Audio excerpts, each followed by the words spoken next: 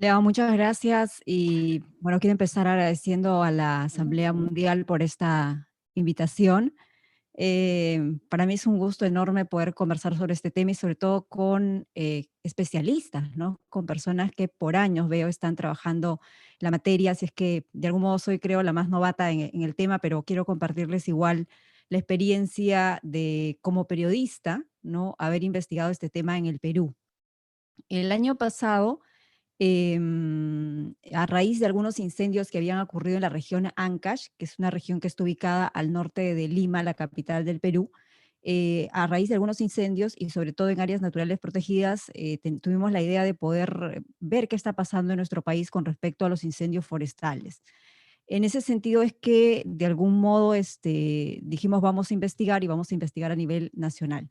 Voy a compartir mi pantalla un poco para contarles más o menos lo que nosotros logramos, ¿no? Logramos conocer a raíz de la investigación que pudimos hacer, ¿no? ¿Qué había pasado? En agosto del año pasado, previamente, ¿no? Algunos años atrás, agricultores de Cusco habían sembrado pinos en las alturas con una idea de reforestar, ¿no? Porque había mucha tala en la zona, entonces habían tratado de reforestar.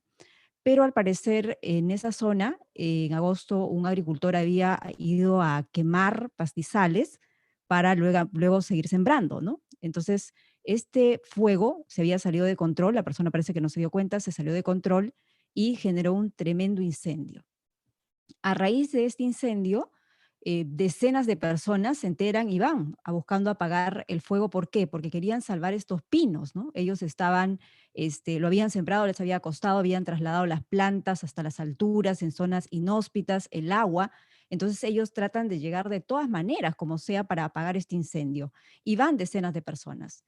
El resultado fue realmente una tragedia. 8 personas perdieron la vida y entre ellas 4 adolescentes, ¿no? Fallecieron tratando de apagar el fuego, ahogados por el humo, ¿no? Entonces la situación fue muy difícil, muy complicada. Sí es cierto y les quiero compartir acá algunas cifras sobre el fuego en el Perú. Por ejemplo, en el 2018 hemos tenido 4.819 incendios forestales en el Perú. En el 2019, 5.650 incendios forestales y en el 2020, 2.599 incendios forestales. Esto es la fuente de CERFOR, que están basados también con esta información que entrega la NASA, pero a los puntos de calor lo que hace CERFOR un poco es, aquí en Perú, es verificar cuáles son incendios y cuáles no, y estas son las cifras, de algún modo vamos a decirlas, limpias, ¿no? Entonces, a raíz de de estos incendios que se producen, estos son incendios en todo el país, ¿no? Y hay un dato bastante interesante respecto a estos incendios. Yo escuchaba a los anteriores expositores y veía que muchos de ellos señalan que de algún modo los incendios tienen un trasfondo, ¿no? Del aprovechamiento de la tierra, de que alguien se quiere aprovechar de la tierra y por eso provoca estos incendios.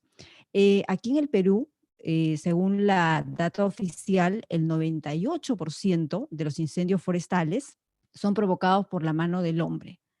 O sea, y básicamente, ¿cómo ocurre? Más o menos lo que ocurre es que los agricultores o los campesinos, sobre todo de la zona andina, por ejemplo, eh, siembran trigo, papa, cebada, maíz, etcétera.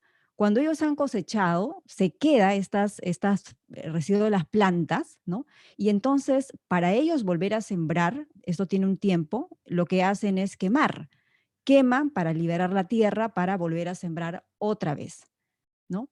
Pero hay que tener en cuenta que nuestros climas cada vez son más extremos. Entonces, como cuando nuestros climas cada vez son más extremos, cuando ellos prenden un poco de fuego, esto se puede salir de control, hay a veces mucho viento, se sale de control y ya no terminan quemando solo esa parte que ellos querían limpiar para volver a sembrar, sino que esto termina extendiéndose.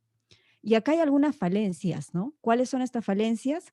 Por ejemplo, se extiende, los lugares son inhóspitos, nadie puede llegar a esos lugares, ¿no? Y ya incluso los bomberos forestales no pueden llegar a esas zonas o hasta que se movilizan, ¿no? Porque en el Perú tenemos un aproximado de 200 bomberos forestales especialistas en combatir este tipo de incendios, porque cualquiera no lo puede hacer, pero ellos no están en todo el Perú, ¿no? Están en algunas zonas. Mientras se movilizan y llegan, generalmente es la gente, la población, la que va o intenta apagar los incendios. Entonces, cuando llegan son lugares inhóspitos, no pueden entrar, ¿no? Y, por ejemplo, hemos tenido incendios en la región Ancash, ¿no? Donde el fuego se ha apagado porque ha llegado a un río, por ejemplo. Si no, o sea, ya llevaba un día, 2 días, 3 días, o sea, días de fuego y avanzando y quemando todo a su paso, pero se apaga no porque alguien lo apaga, sino porque llega a un río, ya no puede avanzar y se apaga. A ese nivel hemos llegado en el Perú, ¿no? Son incendios normalmente generados por, de algún modo, costumbres, ¿no? Costumbres andinas antiguas. Incluso durante la pandemia conversaba con una responsable de centro de emergencias regional y me decía que en el tiempo de pandemia, por ejemplo, cuando se dio la cuarentena en Perú, mucha gente que estaba en Lima se quedó sin trabajo, en la capital, ¿no? O en las grandes ciudades se quedó sin trabajo y estas personas lo que hicieron fue regresar a las regiones o regresar a la sierra, regresar a las zonas donde antes habitaban y empezaron a limpiar las chacras para volver a sembrar. Entonces lo que hacen es, al tratar de liberar las chacras, queman y esto se sale de control. Por eso es que hemos tenido de algún modo muchos incendios, ¿no? Ahora, hay una situación bastante particular en los incendios que se ha producido en Perú y supongo que esto también ocurre en todos lados, ¿no?